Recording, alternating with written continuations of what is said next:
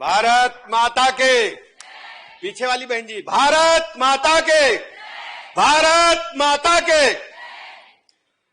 सशक्त नारी समृद्ध प्रदेश नारी सुरक्षा, सम्मान एवं स्वावलंबन के लिए समर्पित मिशन शक्ति के 5वें चरण के शुभारंभ के अवसर पर भव्य एवं गरिमामय समारोह में उपस्थित उत्तर प्रदेश के लोकप्रिय मुख्यमंत्री आदरणीय योगी आदित्यनाथ जी, उप मुख्यमंत्री भारतीय जनता पार्टी के प्रदेश अध्यक्ष रहे आदरणीय केशव प्रसाद मौर्य जी, माननीय मंत्री आदरणीय बेबी रानी मौर्य जी, माननीय महापौर आदरणीय सुषमा खरकवाल जी, माननीय एमपी राज्यसभा संजय सेठ जी, माननीय एमएलसी डॉक्टर महेंद्र सिंह जी, माननीय एमएलसी श्री मुकेश शर्मा जी, माननीय एमएलसी श्री रामचंद्र प्रधान जी, माननीय एमएलसी श्री लालजी प्रसाद निर्मल जी, मुख्य सचिव आदरणीय दीपक कुमार जी, प्रमुख सचिव गृह श्री संजय प्रसाद जी, महानिदेशक पुलिस आदरणीय श्री राजीव कृष्ण जी, प्रमुख सचिव महिला एवं बाल विकास आदरणीय लीना जौहरी जी, अपर निदेशक महिला एवं बाल सुरक्षा संगठन आदरणीय पद्मजा चौहान जी, ऑनलाइन जुड़े हुए सभी हमारे माननीय मंत्रीगण, जनप्रतिनिधिगण, उपस्थित नारी शक्ति भाइयों तथा बहनों, पत्रकार मित्रों, सबसे पहले मिशन शक्ति के प्रारंभ होने पर उत्तर प्रदेश की सभी बहनों को बहुत बहुत बधाइयां और शुभकामनाएं देता हूं। आदरणीय प्रधानमंत्री नरेंद्र मोदी जी की सोच को धरातल पर उतारने के लिए उत्तर प्रदेश सरकार ने 2017 के बाद से योगी जी के नेतृत्व में एक अभिनव प्रयोग प्रारंभ किया। मिशन शक्ति के रूप में ये 5वां अभियान आज प्रारंभ हम सब कर रहे हैं। हम सब जानते हैं कि भारतीय समाज में, सनातन संस्कृति में बहनों का, महिलाओं का बहुत ही महत्वपूर्ण स्थान है। यदि हम द्वापर त्रेता युग की चर्चा करें तो देवताओं को भी जब कभी परेशानी होती थी, बुद्धि विवेक कौशल की आवश्यकता होती थी, तो देवियों की ही आराधना करके उनसे शक्ति लेने का काम करते थे। यदि हमें बुद्धि विवेक कौशल चाहिए तो मां शारदे की शरण में आज भी हम सब जाते हैं। हर विद्यार्थी इम्तिहान देते समय, परीक्षा के समय घर में सरस्वती मां की पूजा करता है। और यदि लक्ष्मी जी चाहिए, खर्चा चाहिए, संपत्ति चाहिए, तो हम सब मां लक्ष्मी की आराधना करते हैं। अभी दिवाली आ रही है और हमारी बहनें जानती हैं, गणेश लक्ष्मी को खरीद करके हर घर में हम पूजते हैं। और ये आज से नहीं, सनातन संस्कृति है ये। और इसके अलावा आपको लगता है कि ये आज बहुत कष्ट में है, तो हम सब मां काली को याद करते हैं, मां दुर्गा को याद करते हैं। मां दुर्गा की आराधना का पर्व आ रहा है। हमें लगता कि कल पितृ विसर्जन है, परसों से हम सब उपवास रख करके नवरात्रि को प्रारंभ करने वाले हैं। तो ऐसे सभी देवियों को मैं हृदय की गहराइयों से प्रणाम करता हूं, अभिनंदन करता हूं। सभी बहनों को बहुत बहुत शुभकामनाएं देता हूं। ये कोई साधारण उपक्रम नहीं था। प्रदेश में 2017 से पहले जो हालात थे, किसी से छुपे नहीं थे। ये क्यों हुआ, कारण क्या है और निवारण क्या हो सकता है? 2017 से पहले हालात आप जरा अध्ययन करिए। हमारी बहनें 2017 से पहले भी प्रदेश को देखी होंगी। मैं यहां उपस्थित बहनों से कह ही रहा हूं, जो प्रदेश भर की बहनें ऑनलाइन सुन रही है, मीडिया के माध्यम से देख रही हैं। 2017 से पहले इस स्टेट का हाल क्या था, हमें अच्छी तरह याद है। बेटी शाम को 5 बजते बजते घर नहीं आती थी तो मां घबरा जाती थी। टेलीफोन कॉल्स होते थे। एक भाई को, बहन को, पिता को भेजा जाता था, बेटी को देख के आओ, ले के आओ, अकेली मत जाना बेटी, जमाना खराब है, सरकार गुंडों के साथ खड़ी है। और कहीं कहीं तो नारा यह भी सुनने को मिलता था, देख सपाई बिटिया घबराई। यह स्थिति थी स्टेट की।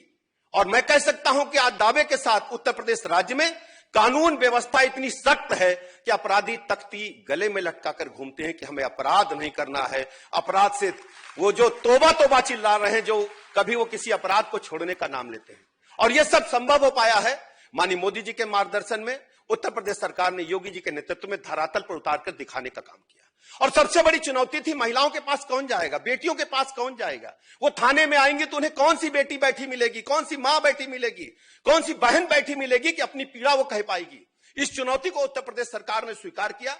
और मैं अभिनंदन करना चाहूंगा गृह विभाग का कि 44,177 ऐसी बेटियों को पुलिस की वर्दी पहना करके महिलाओं में स्वावलंबन के साथ साथ उनके अंदर कॉन्फिडेंस डेवलप करने का काम किया इंटायर स्टेट में। और सबसे बड़ी बात है, एंटी रोमियो स्क्वाड जो 1644 की संख्या में है। हमें अच्छी तरह याद है, डिग्री कॉलेज में इंटर कॉलेज के बाहर, इवन देन लखनऊ में भी मैंने देखा है, लोफर खड़े होते थे, तरह तरह की फब्तियां कसते थे, बेटी निकली है, हमारी भी बहन निकलती थी, बेटी निकलती थी, 2 लोग छोड़ने के लिए जाते थे। आज किसी की हिम्मत नहीं है। ये जितने भी रोमियो बने थे, उनकी ताकत, उनकी हैसियत को जमीन पर रगड़ने पर, नाक रगड़ने पर मैं मजबूर करने का काम हमारी प्रदेश की पुलिस ने करके दिखाने का काम किया है। ये वही पुलिस है, ये वही पुलिस है, मैं कह रहा हूं, ये वही पुलिस है।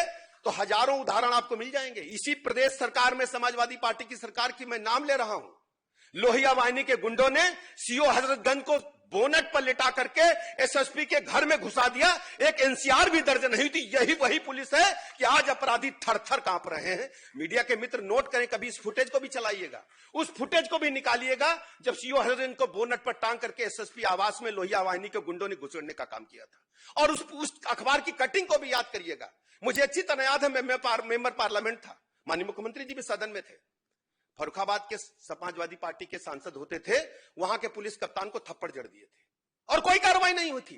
आज मैं दावे के साथ कह सकता हूं कि पुलिस प्रशासन इतना सख्त और मजबूत हो चुका है कि अपराधी थर थर कांप रहे हैं। किसी की हिम्मत नहीं है कि उत्तर प्रदेश में कानून को अपने हाथ में ले सके। आज आप सोच क्या रहे हैं? आज उत्तर प्रदेश सरकार के एनसीआरबी आंकड़ों की चर्चा विपक्ष तरह तरह से करता है। पिछली बार मैं लॉ मिनिस्टर था, हमने अपनी आंखों से देखा है, ऐसे पास्को एक्ट के अंदर 6-6 महीने में फांसी की सजा हुई है। उसकी पैरवी करने का काम उत्तर प्रदेश सरकार के विभाग ने किया है और मैं दावे के साथ कह सकता हूं 6 महीने के अंदर फांसी, आजीवन कारावास तक की सजा हुई है, जो महिला और बच्चों पर अपराध करने की हिमाकत करते थे। आज मैं बहुत बहुत बधाइयां देता हूं, शुभकामनाएं देता हूं और अपनी बहनों को इस बात के लिए भरोसा दिलाता हूं। माननीय प्रधानमंत्री नरेंद्र मोदी जी ऐसे ही नहीं दुनिया के सर्वाधिक लोकप्रिय नेता बने हैं। उन्होंने देश के अंदर महिलाओं को, बेटियों को सुरक्षा देने के साथ साथ उनको आत्मसम्मान से जिंदगी जीने का हक दिया है। यदि प्रधानमंत्री आवास मिला है तो बेटियों के नाम, बहनों के नाम उसकी रजिस्ट्री कराकर बहनों के हाथ में चाबी देने का काम किया है। आज भी हम लोग कितने भी ताकतवर हों, जितने हमारे पुरुष भाई बैठे हैं, पूछिए, घर जाते हैं तो चाबी अपनी पत्नी को सौंप देते हैं और हमारी घरवाली ही पूरे प्रदेश को, पूरे घर को चलाने वालों के हाथ में उनके घर की चाबी उन्हीं के पास रहती है। हमारे एसटीएफ के मुखिया बैठे हैं, पूछिए जरा भाभी जी कितना कंट्रोल करती है, सब लोग जानते हैं।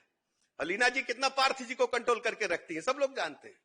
तो देखिए, हमारे समाज की यह सच्चाई है कि हम सब अपनी बहनों को, अपनी बेटियों को, अपनी माताओं को सम्मान करके ही हम आत्मविश्वास के साथ प्रदेश और देश की सेवा कर पाते हैं। माननीय प्रधानमंत्री जी ने केवल आवास ही नहीं दिया है, आपको सत्ता में भागीदारी देने का काम किया है। ये कांग्रेस पार्टी के लोगों से मैं पूछना चाहता हूं, मैं पार्लियामेंट में था, कांग्रेस पार्टी के लोगों ने महिला आरक्षण विधेयक को फाड़ करके रख दिया था, राज्यसभा टेलीविजन से फुटेज निकाल करके देखिए। लेकिन माननीय प्रधानमंत्री जी का आभार प्रदेश के 25 करोड़ लोगों की तरफ से, बहनों की तरफ से, कि पार्लियामेंट के अंदर महिला आरक्षण को बिल ला करके 29 में जब इसके बाद जब चुनाव होगा तो हमारी बहनें ढेर सारी जो इसमें बैठी हैं, इनके परिवार की बहनें, इनकी बड़ी बहनें, चाची, दादी पार्लियामेंट में देश में कानून बनाने का काम कर रहे होगी। भारत की बेटी, ये माननीय मोदी जी के नेतृत्व में संभव हो पाया। मैं आभार प्रकट करना चाहता हूं माननीय मुख्यमंत्री जी का कि उत्तर प्रदेश में महिलाओं को, बेटियों को, बच्चों को एक स्वाभिमान पूर्वक जिंदगी जीने का हक आपने दिया है। मैं महिलाओं को बहुत बहुत धन्यवाद देता हूं और अपने विभाग की तरफ से भरोसा दिलाता हूं। हमारी जो आशा वर्कर है वो बूथ से लेकर के और प्रदेश की राजधानी तक लगातार दौड़ रही है। कोरोना काल में आशा वर्कर ने जो काम करके दिखाया, आंगनवाड़ी वर्कर्स ने, हमारी कार्यकर्ती ने जो काम करके दिखाया है, वो मैं भी नहीं कर पाया।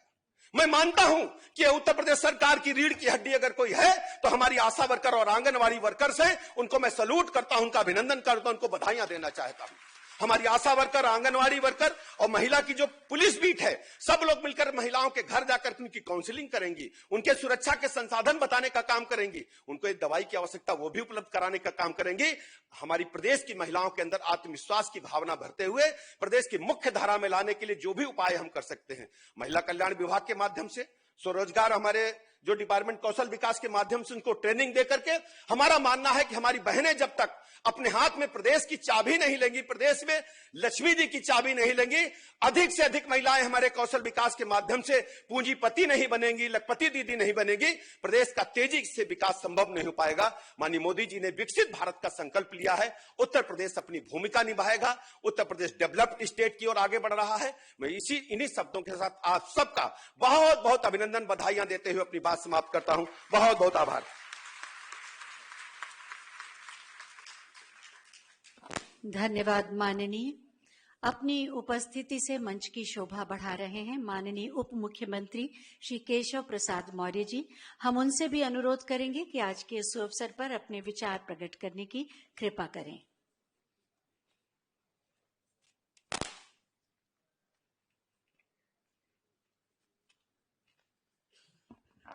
भारत माता की। हम लोग भारत माता की जय बोलते हैं, भारत पिता की जय नहीं बोलते, ठीक है ना? तो ऐसे ही नारी शक्ति का जयकार हो जाता है। बोलिए भारत माता की।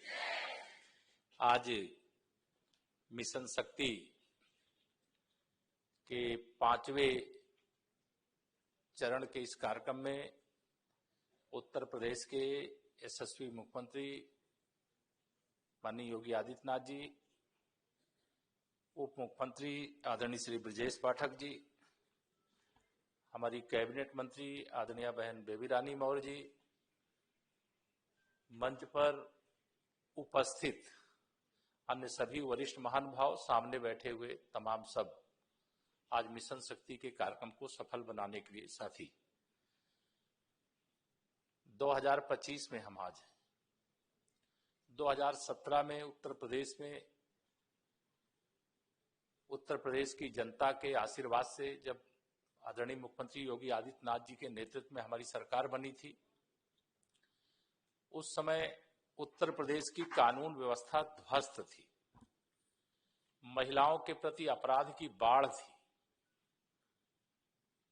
आपराधिक घटनाएं बड़ी से बड़ी हो जाएं, लेकिन पुलिस उन अपराधियों के खिलाफ कार्रवाई नहीं कर पाती थी, क्योंकि उस समय की सत्ता का अपराधियों को संरक्षण होता था। आज हम गर्वपूर्वक कह सकते हैं कि लगभग 8.5 साल में उत्तर प्रदेश में हर नागरिक के मन में इस बात का विश्वास है कि कोई अपराध करेगा तो वो बचेगा नहीं, उसके खिलाफ कानून के हिसाब से कठोर कार्रवाई करने का काम किया गया है, किया जा रहा है और आगे भी किया जाएगा।